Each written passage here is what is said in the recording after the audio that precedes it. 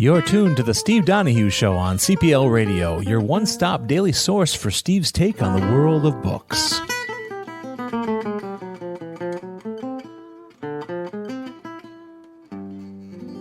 And now your host, the book critic who literally reads everything, Steve Donoghue. Welcome to your Daily Penguin. This is our tour through my Penguin Classic wall behind me, book by book, author by author, era by era. We've been hitting a lot of 19th century American literature, one reason or another, but today, not so much. Today we're going way back in time. Today we're doing a great volume from Penguin Classic. This is edited by Norman Solomon, and it is a selection from the Talmud. And Norman Solomon does a fantastic job here, whittling down 6,000 pages to, what is this, 800?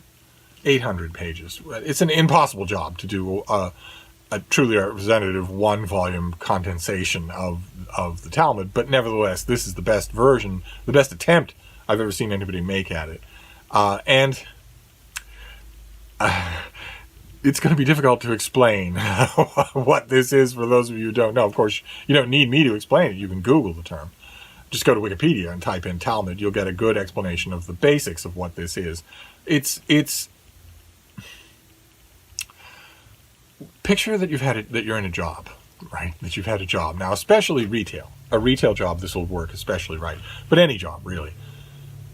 Look back on the times when you've had a job and when you've had a particularly savage, vicious boss. Maybe if you're in retail, the store manager is the kind of vicious psychopath that, for some weird reason, retail positions tend to attract. Remember your days working for that monster, that absolute creature, someone that could die and no one would be anything but happy. Their own relatives. No one would be anything but happy if they died. And they come to their retail job and realize, okay, as the manager of this little retail outlet, I have a tiny amount of power. How can I go about making people miserable? I want to make people miserable with that. That's how I want to use that tiny bit of power, but to make people miserable. How do I go about doing that? And picture that job, and then remember the assistant managers that you often had in situations like that, who would wait until the boss was out, wait until the manager was on the day off, the one day off they take a year, or was off the site, and would start to say, look, guys, I know, these rules are really dumb. Hey, look, here's a way you can get around it. Here's the minimum that we need. Here's, the good guy managers, the good guy assistant managers. You've probably had those as well. They always work in conjunction with that boss to undermine their psychopathy. Picture the Talmud like that, okay? Because the Jewish Bible, the Old Testament, has a retail boss from hell. It has God. It has Yahweh, who is contradictory, extremely short-tempered, and off the chart, Richter scale homicidal, and who lays down tons and tons of rules that don't make any sense at all. None whatsoever. That if you are the Word, the way, and the wonder, if you are the source of all life, light, and nature, if you moved upon the surface of the deep and created everything that's in it, all the planets, all the stars, all the animals, there is no way you are going to care about how someone harvests corn. No way at all.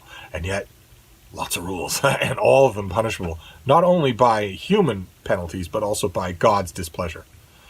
And what the Talmud is, in all of its 6,000 pages, and all of its many, many hundreds of sages coming forward and writing these long bits, short bits, personal bits, dry and legalistic bits.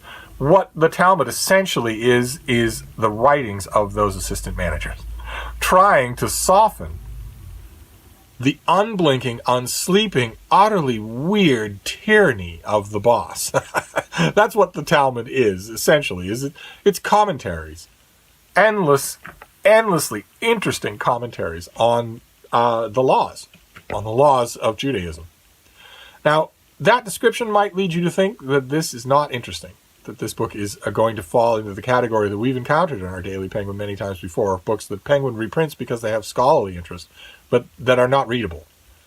And yet, the Talmud is weirdly readable. You have to get used to it. But if you do get used to it, it is weirdly readable. Watching these different voices weigh in, sometimes separated by centuries. Sometimes very creative, sometimes very didactically not creative. Watching this chorus of voices just sing throughout this whole book ends up being very mesmerizing. I want to read you a bit that Solomon writes in his introduction, because it's absolutely true. There is no need to start at the first page, since the Talmud is not written in a stepwise fashion. Browse, and you will quite soon find something that attracts you. Some amusing anecdote about an incident in the schools. There is far more humor in the Talmud than is generally credited for. Or perhaps some unexpected gem of wisdom.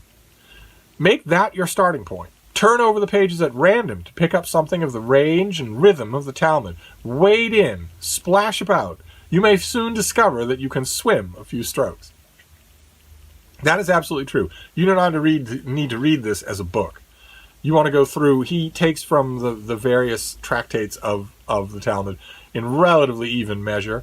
One of the amazing things about this Penguin Classic is that if you do read the whole thing eventually, you don't have to read it sequentially, but if you do read the whole thing and all of his great footnotes and commentary, you will come out of it with a sense of what the unabridged Talmud is actually like. That's a fine achievement on its own. I want to give you an example of what I'm talking about here. The Mishnah is this. If someone injures another, he is liable under 5 counts: injury, pain, medical, idleness, that is loss of earnings, and embarrassment. How do we assess injury? If he blinded someone's eye, cut off his hand, or broke his leg, we view the victim as a slave sold in the market. The court assesses what he would have been worth previously and what he is worth now. How do we assess pain? If he burnt him on a spit, or pierced him with a nail, or even if he pierced a fingernail, where it does not cause a permanent injury, we assess how much a man of that kind would be willing to accept to submit to that much pain. Medical? If he injured him and he was obliged to cure him, if the wound was infected by fungus, and here Solomon tells us that the literal translation is if plants grew on it. If the wound is infected by fungus, then if this is the result of the wound, he must pay for treatment. But if not, is the result of the wound, he is not obliged to pay for treatment. If it healed but reopened repeatedly, he is obliged to pay for treatment. But if it healed completely, he is not obliged to pay for treatment. Idleness? Seeing that he has already been compensated under the first heading for loss of an arm or leg, we assess the injured party as a cucumber guard, meaning that he receives compensation for enforced idleness during his recuperation, but only at the rate for the light work he will be able to do subsequently. Embarrassment? This depends on the status of the one who caused the embarrassment and the one who is embarrassed. And then we get a little elaboration. Why do we compensate in this way? Surely the Torah says an eye for an eye. Perhaps it means literally an eye? Don't entertain that thought. Could it be that if A blinded B's eyes, the court blinds A's eyes? Or if A cuts off B's hand, the court cuts off A's hand? No. This is what Scripture says. Who strikes a man? Who strikes an animal? Just as one man who injured an animal pays compensation, so one who injures a man pays compensation. You could also argue that Scripture says, you may not accept a ransom for the life of a murderer. You may not indeed accept a ransom for the life of a murderer, but you may accept a ransom for the life of one who has caused irreparable loss of limb. I want to get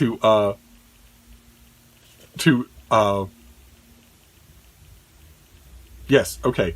Rabbi Dostai Ben Yehuda says, an eye for an eye. This means monetary compensation. Just plain and simple. And you see kind of what I mean. You can hear the voices of these individual men. They don't all sound the same.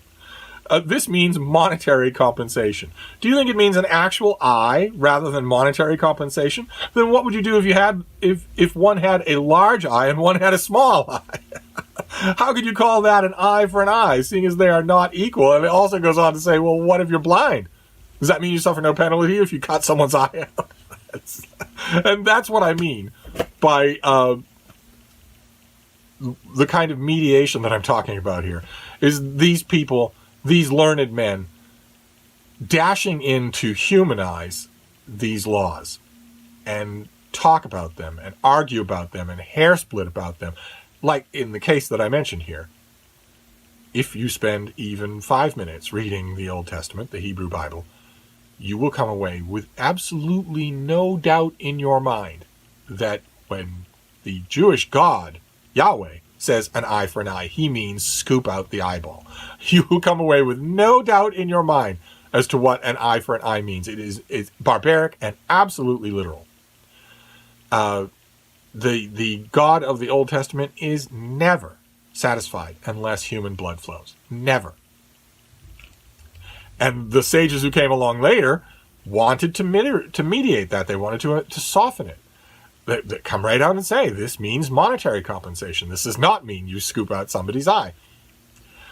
And so on and so forth. Throughout the whole of this book, you have people arguing about literature, arguing about things that, readings that they have been schooled in from the time when they were little children, shadowing them, shading them in, elaborating on them endlessly.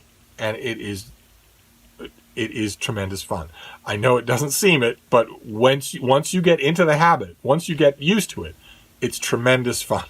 And I thank the heavens that this Penguin volume exists. I'm just delighted that it's here for us. So, believe it or not, your Penguin recommend today is a strong recommend. I recommend that you get acquainted with the Talmud. Absolutely, I do. Absolutely, I do. Because at the heart of all of this hair splitting and double talk and logic chopping, at the heart of all of it, really, when you strip it all away, what you're seeing here is literary interpretation. Agile, mental, literary interpretation. What does this text say? Okay, what does it not say? What implications can we draw from its silences? What implications can we draw from its illusions or its very soft hints? And that's fascinating.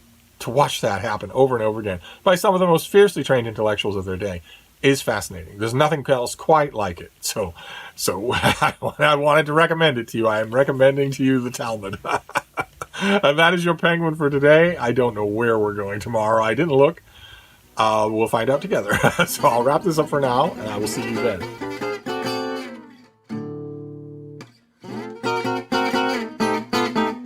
The Steve Donoghue Show is a production of CPL Radio, a service of the Cedarburg Public Library located in Cedarburg, Wisconsin.